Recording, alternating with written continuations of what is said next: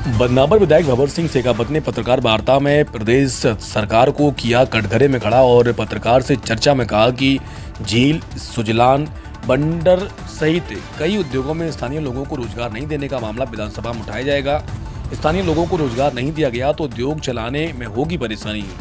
सरकार ने 4.5 लाख करोड़ कर्ज का पैसा कहाँ खर्च किया, श्वेत पत्र जारी करें। प्रधानमंत्री ग्राम सड़क योजना में 70 सड़कों के प्रस्ताव भेजे थे, 50 स्वीकृत हुई हैं। पूर्व मंत्री को जनता ने मौका दिया, तब विकास नहीं किया, अब विकास हो रहा है तो दर्द होता है। देखे संवाददाता राजेश चौहान की रिपोर्ट। आज की प्रेस वार्ता के माध्यम से हमने जनता को ये सामने संदेश देने के लिए बुलाया था कि हमने विधायक बनने के बाद जो जो प्रयास किए जनता के लिए, आज हमने जनता के सामने रखने की कोशिश की है।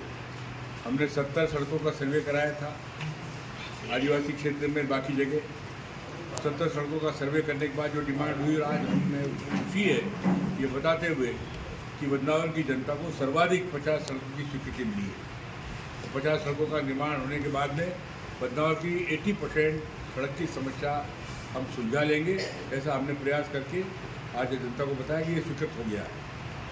हमने आज नर्मदा के सेकंड फेज की बात भी की है।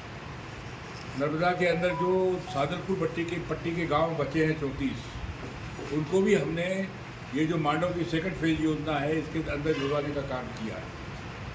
ये सारे गांवों को भी नर्मदा का लाभ आने वाले समय में मिलेगा। ये हमारी योजना का जो दूसरा हिस्सा वो भी हमने स्वीकृति में दे दिया है, स्वीकृत हो गया है, इसलिए वो भी बदनावर की जनता के लिए बधाई का काम है। और तीसरी बात ये कि जो अव्यवस्थाएँ हैं अस्पतालों के अंदर, छात्रों के लिए शिक्षा के अंदर, उसकी भी मांग हमने आने वाले विधानसभा के सत्र में की। छात्रों के लिए छात्रवृत्ति की व्यवस्था नहीं हो रही है, उनको पैसा नहीं मिल रहा है, मध्याह्न भोजन के अंदर माँ गड़बड़ी हो रही है, छात्रों की छात्रवृत्ति जमा नहीं हो रही है, संबल योजना का पैसा नहीं आ रहा है। लाडली बहनी योजना के कारण किसी भी योजना में, सारी योजनाएं ठप पड़ी हैं और किसी भी योजना में आर्थिक रूप से जनता को सहायता नहीं मिल रही, चाहे पंचायत की हो चाहे जिला पंचायत की। विधायक राशि भी 6-6 महीने लेट डाल रहे हैं ऊपर से।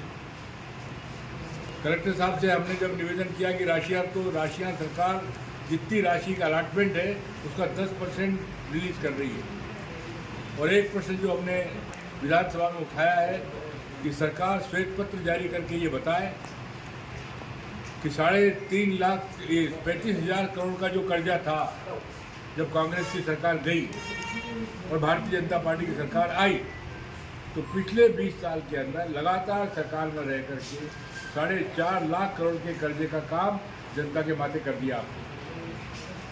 4.5 लाख करोड़ का कर्जा, और उसके बाद भी नीचे योजनाओं के अंदर पैसा नहीं आ रहा।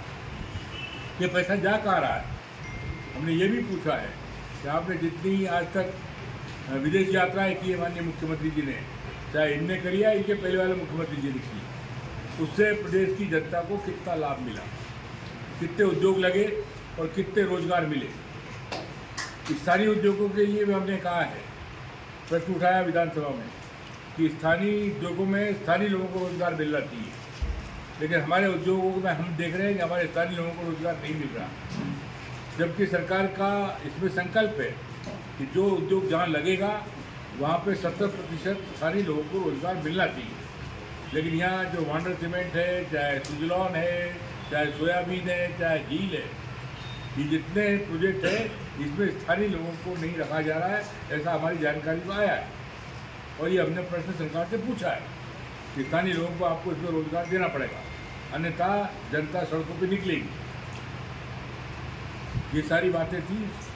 सड़कों का मामला है, अस्पताल का मामला है, छात्रों का मामला है, आर्थिक रूप से योजनाओं का बंद होना है,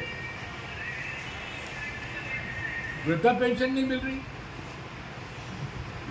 शिक्षकों का मामला बहुत गंभीर है, वो भी हमने इस मामले में उठाया है।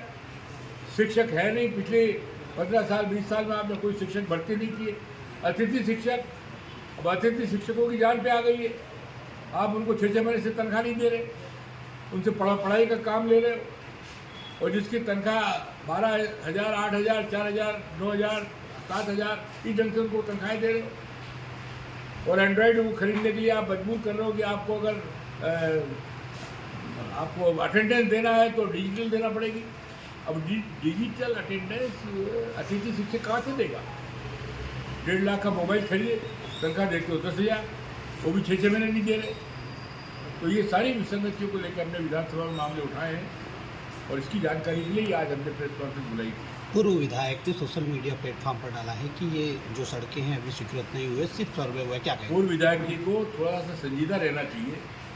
पूर्व विधायक जी को बदनावर की जनता ने मंत्री बना करके नवाजा था, 5 साल तो उन्होंने कोई काम किया नहीं। दुर्भाग्य से अब जब काम हो रहे हैं तो उनकी अनुशंसा की जरूरत कहाँ लगती है? हिंदुस्तान के संविधान के अंदर कहीं भी पूर्व विधायक की अनुशंसा की आवश्यकता नहीं लगती है। उनको जानकारी और पढ़े लिखे व्यक्ति है वो तो। फिर दूसरी बात है कि अनुशंसा की जरूरत क्या है?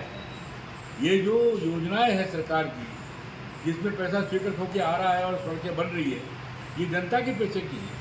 किसी के मामा जी का पैसा नहीं लगाया, कोई पिताजी के पैसे से अपने खाते से नहीं दे रहा है, किसी में एहसान नहीं कर रहे हो आप। जनता टैक्स दे रही है और जनता के टैक्स से जो जनता का हक है वही मिल रहा है। इसलिए पूर्व विधायक जी के पेट में दर्द होना ही नहीं चाहिए कि सड़कें क्यों आई। आपके टाइम नहीं आई, अब शेखावत जी की टाइम आई, इसलिए आपको तकलीफ है। लेकिन शेखावत जी का काम है, जनता ने शेखावत जी को आदेश दिया है, शेखावत जी अपना काम कर रहे हैं, उसी का दिक्कत है। ठीक है।